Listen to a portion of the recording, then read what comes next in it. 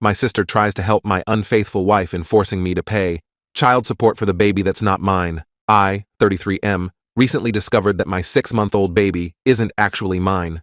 This whole situation has been a nightmare, and now my sister is getting involved too. I'll try to explain everything that happened in detail. I met my wife Sadie, 31F, about 5 years ago at a mutual friend's birthday party. We hit it off right away and started dating soon after. Things moved pretty quickly between us. Within a year, we had moved in together and were talking about marriage. Sadie was funny, smart, and we had great chemistry. I really thought I had found the one. Our early relationship was filled with fun dates, deep conversations, and a growing sense of partnership. We shared similar values and goals, which made it easy to see a future together. We both wanted children eventually and talked about how we'd raise them. Looking back, it all seems so foolish now. We got married 3 years ago in a small ceremony with close family and friends. The first couple years of marriage were good overall. We both had busy careers but made time for each other. We traveled to new places, tried out all the trendy restaurants in our city, and spent time with our friends. It was the normal, happy couple stuff you'd expect. About a year and a half ago, we decided we were ready to start a family. We had settled into our careers, bought a house, and felt financially stable enough for kids. Sadie got pregnant pretty quickly, which we were thrilled about. I was over the moon, excited to become a dad. I went all in on the expectant father role. I attended every doctor's appointment, read all the parenting books, and helped decorate the nursery. I even took a few weeks off work when Sadie had terrible morning sickness early on. I wanted to be there for every moment of the pregnancy. Our son was born 6 months ago, and at the time, I thought it was the happiest day of my life. Holding him for the first time, I felt overwhelmed with love. I couldn't wait to watch him grow up and be the best dad I could be. If only I had known the truth then. Looking back now, there were some red flags I ignored throughout our relationship and marriage. Sadie started acting distant and secretive with her phone about a year into our marriage. She'd get defensive if I asked who she was texting or quickly hide her screen when I walked into the room. She also started going out with work friends more often, sometimes not coming home until very late. There were a few times she didn't come home at all, claiming she crashed at a friend's place after too many drinks. But I trusted her and didn't want to be the jealous, controlling husband. I convinced myself I was just being paranoid. When our son was born, I noticed he didn't really look like me. His hair and eye color were different from mine, and his facial features didn't resemble me at all. But I knew babies often don't look like their parents right away, so I tried not to worry about it. I told myself he'd grow into my features eventually. As the months went on, though, I started having serious doubts. The timing of the pregnancy, Sadie's secretive behavior, our son not resembling me at all, it was adding up to something I didn't want to face. I found myself staring at my son, trying to find any hint of myself in his face, but there was nothing. I know it was wrong, but I ended up hacking into Sadie's phone while she was sleeping. I couldn't shake the feeling that something was off, and I needed to know the truth. What I found confirmed my worst fears, and then some. There were messages going back over 2 years between Sadie and her ex-boyfriend, Tom. Explicit photos, plans to meet up at hotels, declarations of love. They had been having an on and off affair for most of our marriage. There were even messages from around the time our son was conceived, where they discussed the possibility of him being the father. I felt physically ill reading through their conversations. The level of deception was staggering. They had been laughing at me behind my back, mocking how clueless I was. There were messages about how Sadie would make excuses to me so she could go meet Tom. It was clear this wasn't just a one-time mistake. It was a long-term, intentional betrayal. I confronted Sadie with what I had found the next morning. At first, she tried to deny it, claiming I was misunderstanding things or that her phone had been hacked. But when I showed her specific messages, she broke down and admitted everything. She confessed to the affair with Tom, saying it had started as closure for their old relationship, but turned into something more. She wasn't sure who the father was when she got pregnant, but a DNA test after birth confirmed it was Tom. Apparently, Tom freaked out when he found out about the baby and wanted nothing to do with it. He blocked Sadie's number and moved out of state. So Sadie decided to pass our son off as mine. She claims she was going to tell me eventually, but I don't believe her. She only confessed when confronted with irrefutable evidence. I was devastated. My whole marriage and fatherhood had been a lie. The past 5 years of my life felt like a complete sham. I told Sadie I wanted a divorce immediately. I also said I didn't want custody of or financial responsibility for a child that wasn't mine. Sadie begged me to reconsider, saying she still loved me and that I was the only father our son had ever known. She swore the affair was over and that she wanted to make things work. But I couldn't get past the betrayal. How could I ever trust her again after years of lies? This is where my sister Bianca, 35F, comes into the story. Bianca and Sadie had become close friends over the years. When Sadie told her what happened, Bianca took her side. She said I was being cruel and selfish for abandoning my son, even if he wasn't biologically mine. She thinks I should stay and raise him as my own. Some background on my relationship with Bianca. We've never been close. Our parents always favored her growing up. She was the golden child who could do no wrong, while I was constantly criticized. This led to a lot of bitterness between us. We're civil now as adults, but not close. Growing up, Bianca always got the best of everything: new clothes, the bigger bedroom, more attention from our parents. When she got in trouble, our parents would make excuses for her. But if I stepped out of line even slightly, I was punished harshly. This dynamic created a wedge between us that never really healed. I moved out of the house and started divorce proceedings.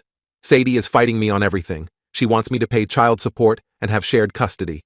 I refuse to do either. This isn't my child, and I don't want to be financially responsible for him for the next 18 years. Bianca is furious with me over this. She's been comforting Sadie and letting her cry on her shoulder. Sadie has apparently been laying it on thick, talking about how she'll be poor as a single mom and how the baby will grow up without a father. I think she's manipulating Bianca, but Bianca is eating it up. Things came to a head when Bianca told me she was going to testify on Sadie's behalf in the divorce proceedings. She wants to paint me as an involved father who's now abandoning his child. Her goal is to get me to pay child support at least, even if I don't want custody. I was shocked that my own sister would side with my cheating ex-wife over me, but I guess I shouldn't have been surprised given our history. Still, it hurt to have my family turn against me like that. It felt like I was that scapegoat child all over again, with everyone taking Bianca's side.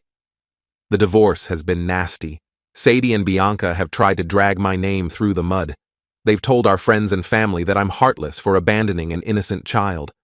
Some people have taken their side, saying DNA doesn't matter and I should step up as a father. They've painted me as a deadbeat dad who's walking out on his responsibilities. They easily leave out the part about Sadie's affair and the fact that the child isn't mine. It's been annoying to have my character attacked like this when I'm the victim of Sadie's cheating. But I've stood my ground. I don't believe I have any moral or legal obligation to support a child that resulted from my wife's affair. The courts ended up agreeing with me. Since there's proof the child isn't mine biologically, and I never acted as the father, he's only 6 months old, I'm not required to pay child support. The judge ruled that since I never knowingly took on a parental role, I'm not considered the legal father. Sadie's lies don't obligate me to 18 years of child support for a kid that isn't mine. It was a huge relief to have the law on my side. Sadie is devastated by the ruling. She truly thought she'd be able to force me to pay child support. I think she was counting on that money and now has to face the reality of being a single mother. Bianca is still supporting her and has offered to help out financially. They're both furious with me and saying I'll regret this decision. But I feel like I did the right thing. Why should I have to pay for my wife's infidelity? Why should I be financially responsible for another man's child? I was lied to and manipulated. I'm the victim here, not Sadie. I do feel bad for the baby. He's innocent in all this and didn't ask to be born into such a messed up situation. But I think it would be worse in the long run to try to raise a child I resent. Better to make a clean break now before he's old enough to remember me. Sadie can go after Tom for child support if she wants. Some of my friends think I did the right thing. They say Sadie made her bed and now has to lie in it. Others say I'm the asshole for not stepping up as a father, regardless of DNA.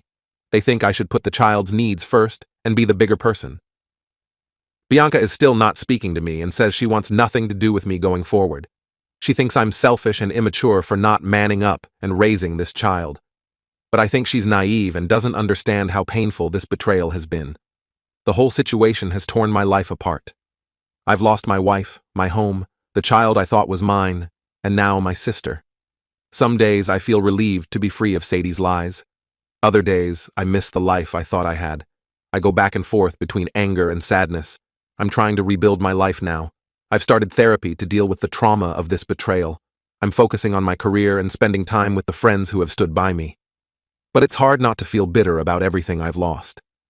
So Reddit, should I have stayed and raised a child that wasn't mine? Or was I right to leave and refuse financial support?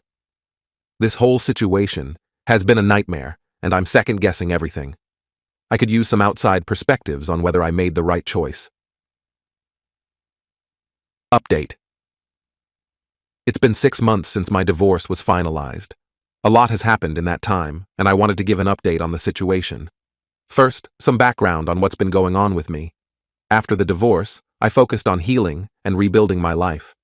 I continued with therapy, which has been really helpful in processing everything. I threw myself into work and picked up some new hobbies to keep busy. Slowly but surely, I started to feel like myself again. I haven't had any contact with Sadie since the divorce was finalized. As far as I know, she's still struggling as a single mom. I heard through mutual friends that she tried to track down her ex, Tom, for child support, but hasn't had any luck. Part of me feels bad for the situation she's in, but I remind myself that it's entirely of her own making. Bianca and I remained estranged after everything that happened. She was furious that I wouldn't help Sadie financially and cut off all contact with me. Our parents tried to mediate at first, but eventually gave up when it was clear neither of us was willing to budge on our stance. Now here's where things get interesting. About a week ago, I got a call from my mother. She sounded stressed and said she had something important to tell me.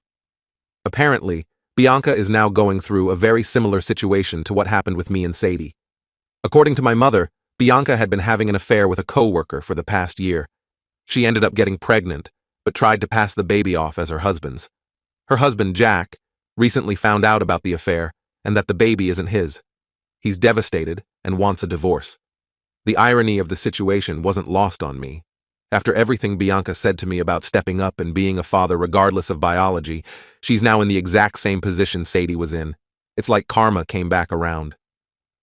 My mother called because she wanted to warn me that Jack might reach out. She said that if he did, I should scold him and tell him to stay with Bianca for the sake of the baby. She thinks Jack should forgive Bianca and raise the child as his own, just like she thought I should have done with Sadie's baby. I was shocked by my mother's request. It seemed incredibly deceiving to me. When I was going through my divorce, my family criticized me for not staying. Now they want me to tell Jack to do what I refused to do? It didn't sit right with me at all. Sure enough, Jack called me the next day. He was clearly distraught and said he didn't know who else to turn to. He explained the situation from his perspective. Bianca had been distant and secretive for months. He found suspicious text messages on her phone and confronted her. She eventually admitted to the affair and that the baby wasn't his. Jack said he felt betrayed and couldn't imagine staying in the marriage. He didn't think he could ever trust Bianca again after such a huge deception. But he was getting pressure from Bianca and both of their families to work things out for the baby's sake. Then Jack asked if I would be willing to testify on his behalf if the divorce went to court. He wanted me to share my experience and explain why I chose not to stay and raise Sadie's baby. He thought it might help the judge understand his perspective. I had a big decision to make. On one hand, my mother had explicitly asked me not to help Jack. Getting involved would likely damage my already strained relationship with my family even further. But on the other hand, I knew exactly what Jack was going through. I remembered how alone and judged I felt during my own divorce. In the end, I decided to help Jack. I agreed to testify if needed and offered to be a source of support as he went through the divorce process. I couldn't in good conscience tell him to stay in a marriage built on lies, knowing how painful that would be. I told Jack about my own experience, the betrayal, the pressure to stay, the difficult decision to leave. I explained how even though it was hard, I ultimately felt I made the right choice for myself. I didn't tell him what to do, but I wanted him to know he wasn't alone in feeling the way he did. As I expected, my family was furious when they found out I was helping Jack. Bianca called me in tears, saying I was ruining her life. My parents said I was being selfish and cruel. They accused me of only helping Jack out of spite and bitterness over my own divorce. But I stand by my decision. I don't think anyone should be guilted into raising a child that isn't theirs, especially when the child is the product of their partner's affair.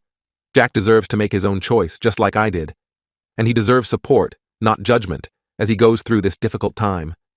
It's been eye-opening to see how differently my family is reacting now that Bianca is the one who cheated. When it was me going through the divorce, they thought I should just get over it and step up as a father. Now that it's their golden child in trouble, they're bending over backwards to defend her actions and preserve her marriage. I don't take any pleasure in Bianca's situation. Infidelity and divorce are painful for everyone involved, but I do hope this experience gives her some perspective on what I went through. Maybe she'll understand now why I made the choices I did. As for me, I'm going to continue to support Jack as he goes through this process. I know from experience how isolating divorce can be, especially when everyone is pressuring you to forgive and stay. If I can make things even a little bit easier for him, I want to do that. I don't regret my decision to help Jack, even though it's caused more family drama. I believe I'm doing the right thing by standing up for what I think is right, even when it's difficult. Hopefully, in time, my family will understand my perspective. But even if they don't, I can sleep at night knowing I've followed my conscience. So what do you think, Reddit? Am I the asshole for going against my family's wishes and helping Jack? Or did I do the right thing by supporting someone going through a similar situation to what I experienced? I'm curious to hear your thoughts.